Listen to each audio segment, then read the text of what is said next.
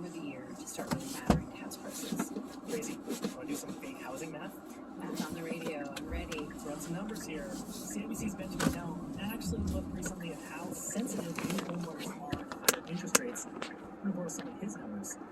So consider getting a new mortgage of $450,000. If rates go up by 1%, that adds $230 to monthly mortgage costs. That's not nothing. No, it's not. So now let's look at what happens if rates go up by 2%. And that's really what could happen over the next months, 2 years, that's what we're expecting. And that would add an extra $460 to monthly mortgage payments. Which is $5,000 a year. You're quite the figure. Thank you very much. Like almost anyone is going to feel $5,000 a year in extra expenses. Well, and it is likely enough to slow down some home buyers. Either they decide to rent, maybe they take out smaller loans, offers for houses shrink. Maybe we don't see as many bidding wars in places like Toronto and Vancouver. All of this just pours some cold water on the housing market. So that's what's going to happen for new mortgages, Tracy. But of course, the situation is different for people that already have mortgages. Well, depending on whether you have a variable or a fixed rate mortgage, if you have a fixed rate mortgage, the higher rates are not going to affect you right away. But eventually, those mortgages will renew at a higher rate. So over time, mortgage costs overall tend to go up in an era of rising interest rates. Yeah, and that's just really the trajectory of debt payments here. If you have more people putting money towards mortgage costs, then they just have less money to spend on everything else. And this is yet another way that higher interest rates are looping back to help lower inflation. They're just taking money out of the economy. Which doesn't really even get into what a slower housing market could do to the construction industry. Because if it's lower demand for new homes or renovating existing homes, it slows everything down. And construction is a very big part of Canada's economy. So the real trick for the bank here is to raise rates fast enough to start mattering to inflation and the housing market. But not so much that the economy slows down drastically. The bank still needs people out spending. If you tighten too much, that can and has in the past sometimes brought on a recession. So this is where the bank's at, really just walking this tightrope. Wants to engineer a soft landing for housing, bring down inflation, but keep the economy humming all at the same time. And as you were talking about, Tracy, right now, inflation is the main event. It's what really matters, and it's at almost 5%. That needs to come down. It does, and the next rate decision, March 2nd, feels like almost a lock at this point that rates will start going up at that time. And then all of this tightening we've been talking about, that's when it kicks off. So, what do you think? 5 weeks now, we're back together? We'll talk again. All right, looking forward to it. Thanks, Tracy. Bye.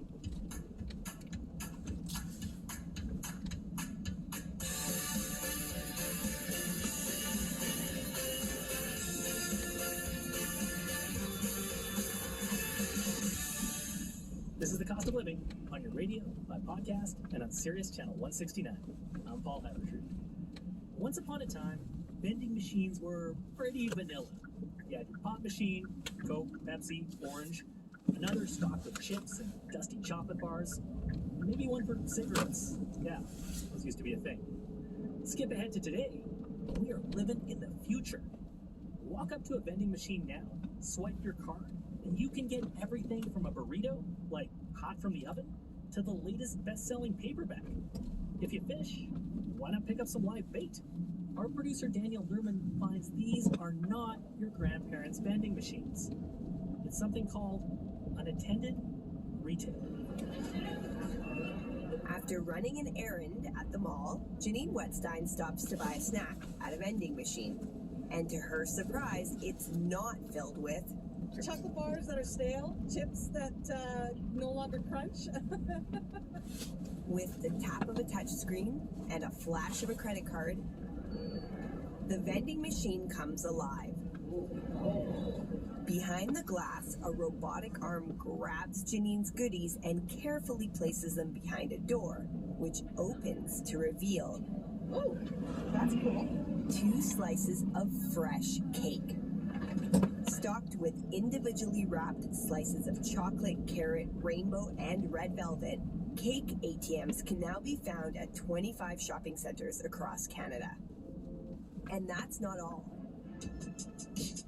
In Saskatoon, there's a vending machine that only sells false eyelashes, and one that just sells salads in North Vancouver.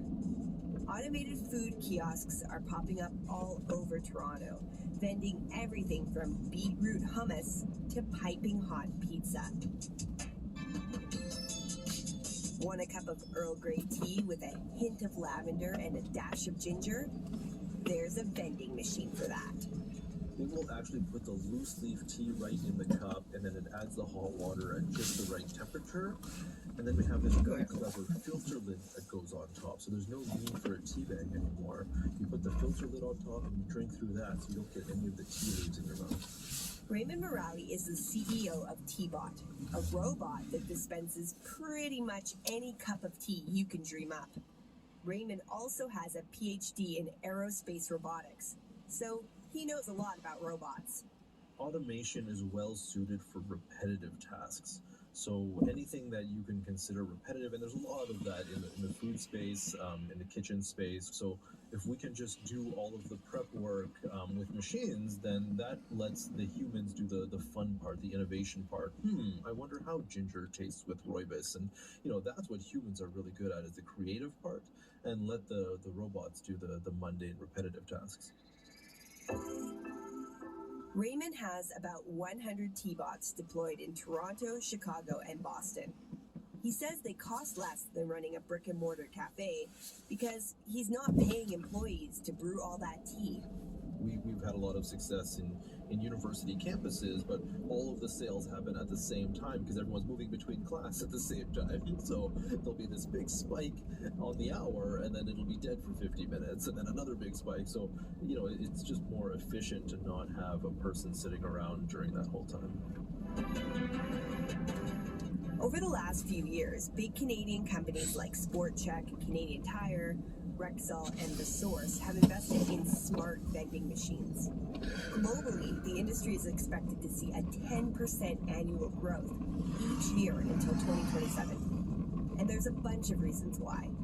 Vending machines can work 24/7, they don't get sick, and they don't talk.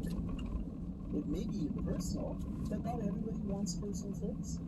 Kiersey Antia, a marketing professor at the Ivey Business School at Western, says the pandemic and all of the social isolation that comes with it has really lowered our tolerance for chit-chat. Haven't we all met that well-meaning salesperson or clerk, who's trying to help us out by making pleasantries, but all we want to do is just get the heck out of there? A recent survey found that not having to talk to people was one of the top reasons customers gravitate towards unattended retail environments, like the self-serve checkout at the grocery store and the cake vending machine at the mall. You want chocolate? Yeah, sure. Okay, let's get chocolate. Everyone knows what the chocolate cake is going to taste like, but the carrot cake is more of a mystery. Janine Wetstein can't find the ingredients listed anywhere on the vending machine. And because it doesn't talk or answer questions, she'll have to take her chances.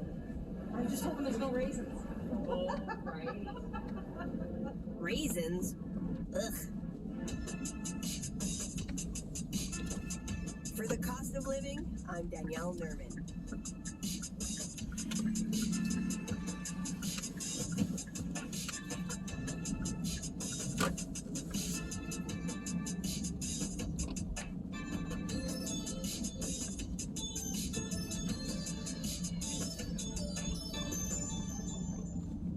This is The Cost of Living. I'm Paul Evertree. Here's the situation. You're in the grocery store, picking up some eggs and milk in the dairy aisle. Simple, right? Well, not so much these days. All natural, free range, responsibly farmed, sustainably harvested, organically grown. So many eco-labels, as they're called. What do you choose? And are all of them really trustworthy? CBC producer Allison Dempster looked into what the boom in environmentally friendly seals and certifications means for shoppers and the planet. So, Allison, what exactly is an eco-label? Yeah, well, it's put on packaging to let consumers know the product meets certain environmental criteria. That's the basic idea, at least. There's a broad range of them out there. There's the blue Energy Star logo for energy-efficient appliances, for example, or the Marine Stewardship Council label. That's the one with the little fish on it. And there's there's a lot of them. It's tough to get a firm number, but we're talking hundreds. A federal government report from a number of years ago found 1 in every 5 products traded across the border was certified to some kind of environmental or social standard. That makes sense. You do see a lot of these out there. I mean, especially when you're in the organic aisle in the grocery store, or as I often think of it, the more expensive aisle. It's full of these kinds of labels, and then you look at them, and one's gluten-free, the other one's making this kind of health claim, another one's making an environmental health claim. I mean, it can be tough to sort out what's happening there. Yeah, some products are NASCAR level with the logos, and I'd like to sit here and tell you that I conscientiously read and research them all, but I have to confess my grocery store aisle attention span can be fleeting. To get a sense of how other folks are feeling about this, I did a not-so-scientific poll outside a Calgary shopping mall. Honestly, like, I don't believe a lot of them. Like, they can slap a label on it and say it's all natural, but like, what does that even mean? And honestly, everything's natural, so it's kind of it's just a way to jack up the price, in my opinion. How do eco-labels affect your shopping decisions, if at all? Well, that's what I buy. I buy products that are organic. I tend to believe what the label says, and I don't know how to investigate it. I guess I'm just gullible. We're trying to do the right thing. Right. It doesn't affect my shopping at all, because I don't even notice it. It's just marketing. Hard to avoid some of the skepticism there, Allison. I mean, even from the person going out of his way to buy organic. And then that last fella, he's pretty cynical. Yeah. So, where does this leave us? Do eco-labels actually serve a purpose, or is this just as he thinks, marketing? Well, to get some insight on that, I'll give you an example of one that's just been developed here on the prairies. It's a new eco-label campaign for winter wheat. So the next time you're in the market for a bag of flour or a bottle of vodka, we are living through a pandemic after all, Ducks Unlimited Canada and farmers would like you to look for a logo that has a little sheaf of wheat and a duck on it, and it's designed to promote farmers who grow wheat over the winter. So what does Ducks Unlimited have to do with winter wheat? I mean, why is this something that matters to the ducks? Turns out it makes for duck-friendly habitat come spring. The northern pintail duck, in particular, Paul, prefers to nest in field crops. And I talked with Carly Reimer from Ducks Unlimited about this. She says as they developed this new eco-label, they weren't just studying waterfowl, they were studying Canadian consumers too.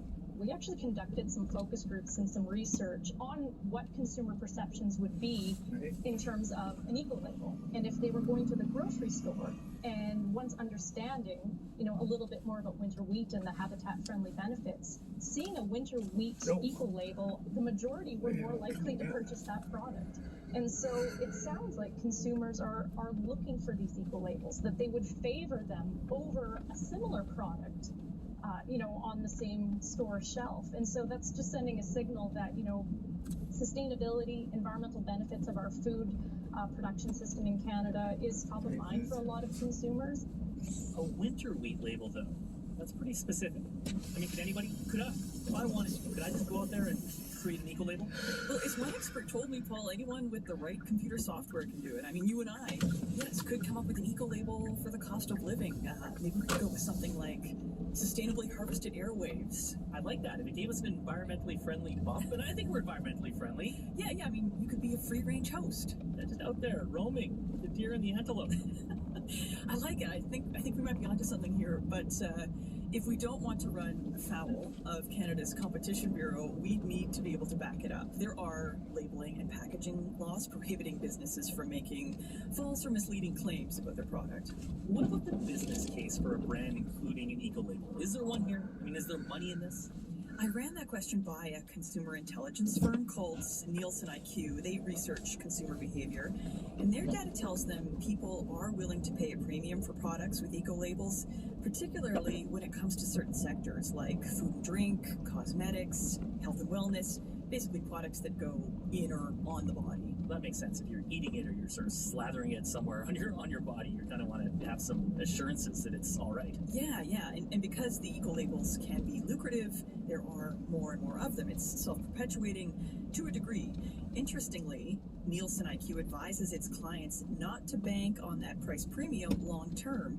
They warn the competitive advantage eco-labeling brings can fade when there's so much of it, when it becomes commonplace for the consumer. And it does seem like we're seeing more of this. So then what do you do? I mean, short of going out there and researching every single one of these eco-labels, you say there's hundreds of them, how do you sort through them? Well, one bit of advice from the experts is to watch out for vague language. If you're seeing logos in the seafood section, for example, that say things like ocean friendly or responsibly sourced, that might sound good at first blush, but it's also pretty ambiguous. I like to think I'm ocean friendly, but I also like to think I'm ambiguous. Yeah. I mean, the big thing the experts say to look for is oversight by a third party. Hamish van der Ven is a professor of sustainable business management at the University of British Columbia. He studies greenwashing. If a product is claiming to be environmentally friendly or sustainable, consumers should ask, according to who?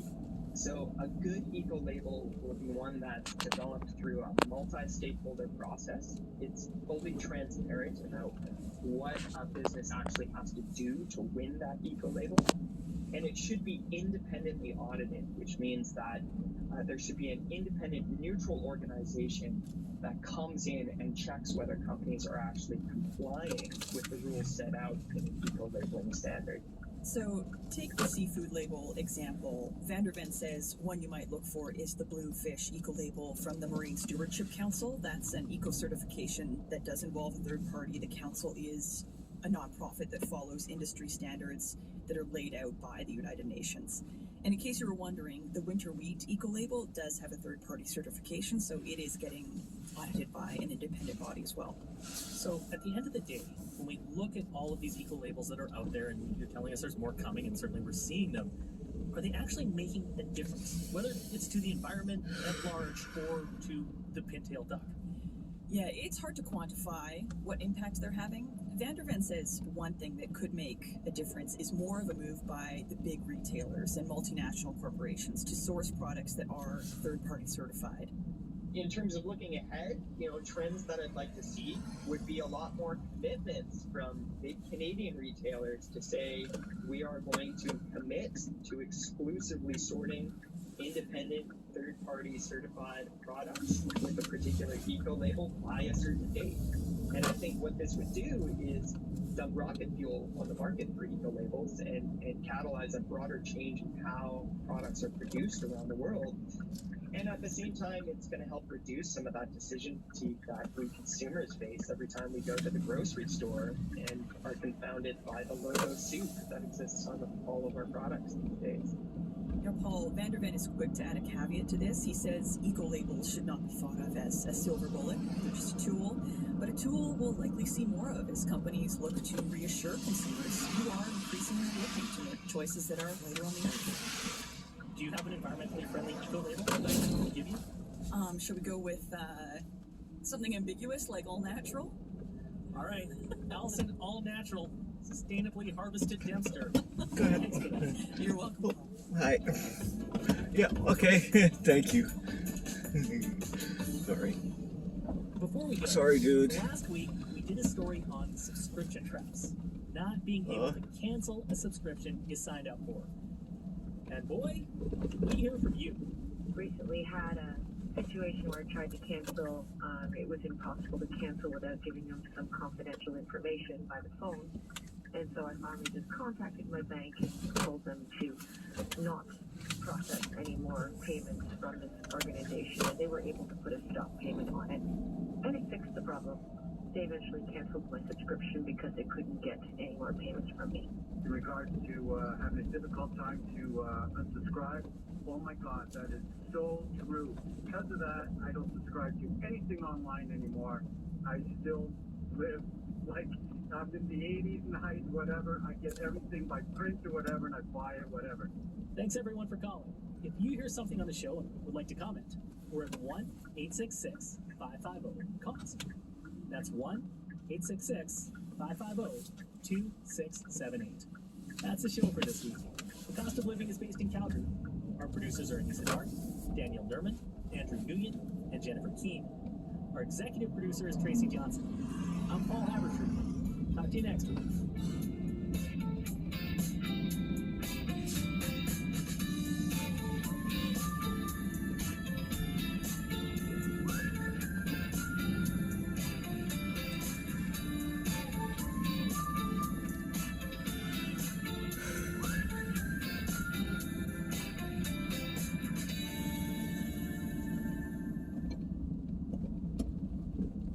This is CBC Radio 1, 90.5 FM in Dalhousie.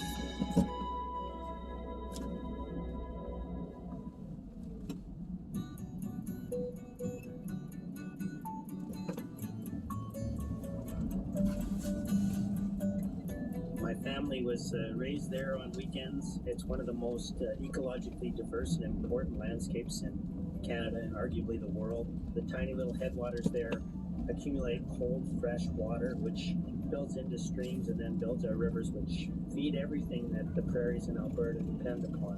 And so in addition to being a very special place to me personally, it's an incredibly important place for Alberta's future, particularly its water future. Our government's asking us to embrace a plan that's going to destroy that future. Meet Dave Eaton, ecologist, fishing guide, and listener to the show.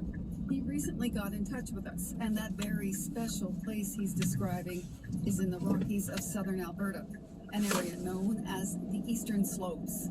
There is no way that open pit coal mining can occur in the Eastern Slopes without incurring irreparable damage, and it will go on for generations. It's a legacy that will haunt Alberta and will damage our water future for possibly centuries to come.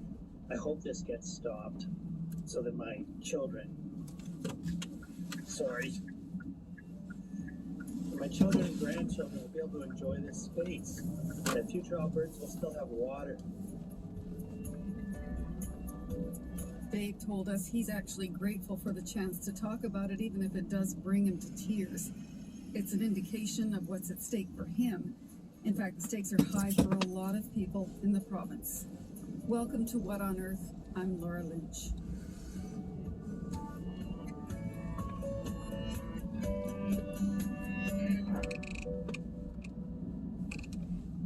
Coal is reliable. It's used around the world for heat and electricity.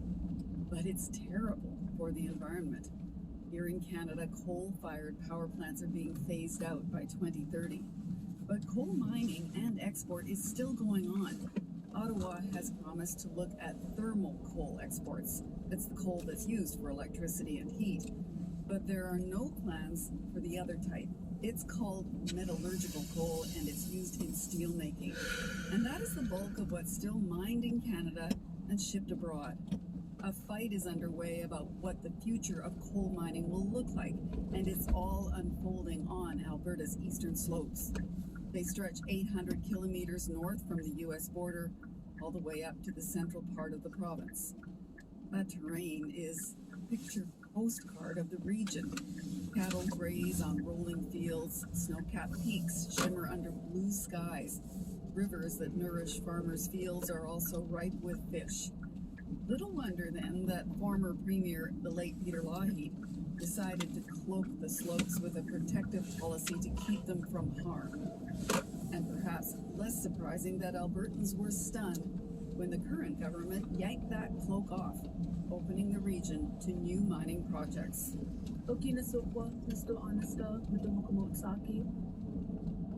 Hello, my name is First Fieldswoman. My English name is Latasha Kaffrobe. I am the founder of the Mississippi Water Protectors.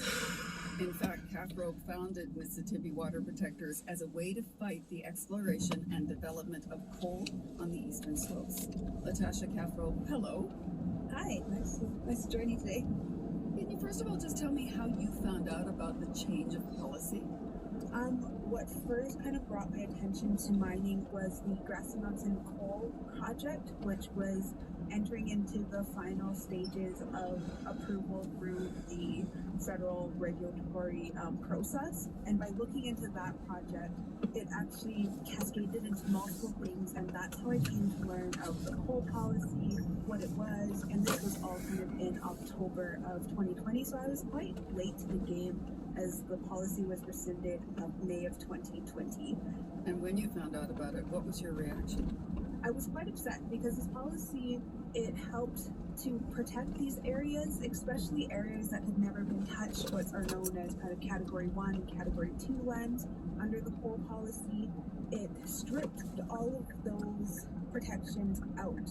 And so companies were able to go in and do extractive coal exploration in those areas. So I was quite angry because it was, I mean, lots of these areas that need to be protected all of a sudden weren't.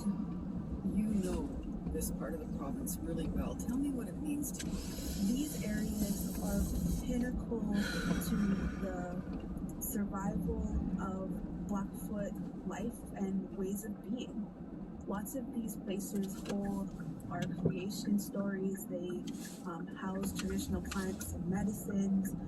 They're home to our various kin relationships, including animals, bird species, everything under the sun, essentially. And the Blackfoot have long-standing histories in these places and continue to use those lands for our language dissemination and knowledge dissemination and our cultural and ceremonial practices. Are these places that you actually have spent time in? Yes, the Rocky Mountains and the Crow's Nest Pass area where all of these mines are being developed are places that I have visited throughout my childhood and into my adult life. As a child, I mean, the Crow's Nest Pass is about 40 minutes from where I grew up on the Blood Reserve, so I visited these places, with my parents and my grandparents for ceremonial reasons, for recreational reasons, just as a nice drive a lot of the times. And as a mother, I bring my children out to these places as well because these are their homelands as Blackfoot children. So showing them where they come from, being able to point to the mountains where our creation stories derive from is really important in that continuation. And yet, I mean, you talk with some understandable passion about what the area means to you and to the nation, and yet some elected band councils in the region support this expanded coal mining. What do you say to them?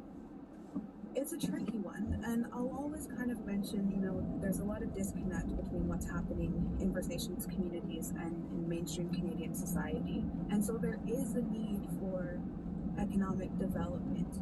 So to those kind of councils that do support these projects, I understand why they might be desired to do so. But I strongly believe that there is alternative ways, and I think that we're at a really kind of pinnacle moment in time where we are rediscovering and reclaiming our land stewardship practices, our language, our culture. So it's just one of those moments in time where there's a lot of tension. Yeah, and I hear everything you're saying, but I'm wondering, does climate change also come into those difficult conversations? It does, and we don't have to look far to see the impacts that climate change are having on our ways of life right now. Southern Alberta doesn't have a luxurious amount of water. We're a pretty dry area, and so the impacts of the climate crisis right now is just being further escalated in these areas, and it's really quite sad. And so we're seeing these conversations rise time and time again. And what was interesting is when I started doing lots of the advocacy in protecting these areas, it was also the Blood Tribe election. So we were voting in a new chief and council. And I can honestly say that the climate crisis and land and cultural protection has never been such a hot topic as part of our political forums and everything as it was in 2020.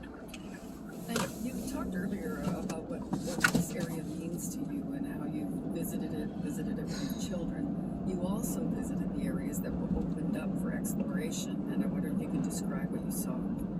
Yeah, so the areas opened up for exploration, and there's a really common misconception that exploration is, they're just kind of walking out, viewing the area, digging some little holes. That is not true. They are taking large trucks out to the area. They're clear cutting forest ways to make roads to get up to these mountains in lands that have not been touched that way or have not been desecrated that way before. How did you react to seeing that? Honestly, I cried.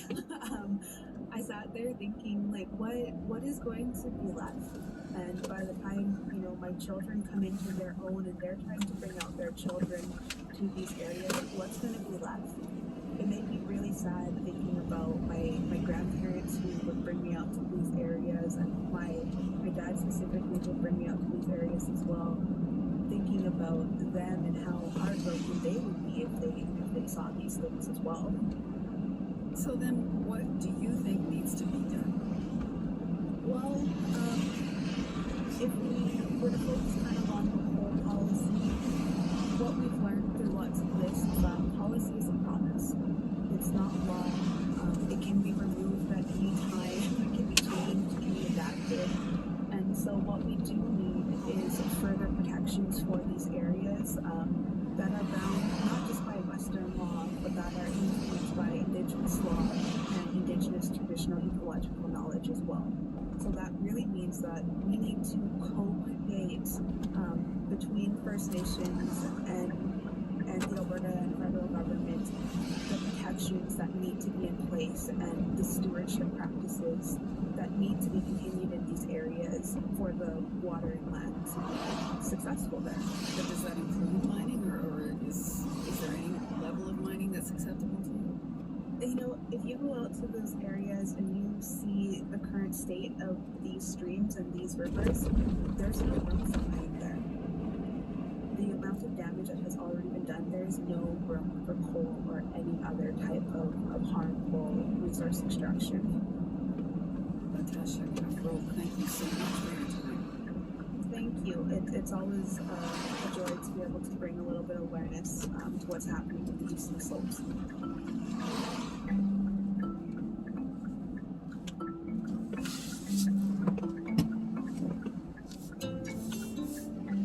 Natasha Kaffrou wasn't the only one caught off guard when the coal policy was scrapped. From fly fishers to ranchers and country musicians to hikers, Albertans pushed back. And as our producer Molly Siegel explains, it helped cast an old policy in a new light.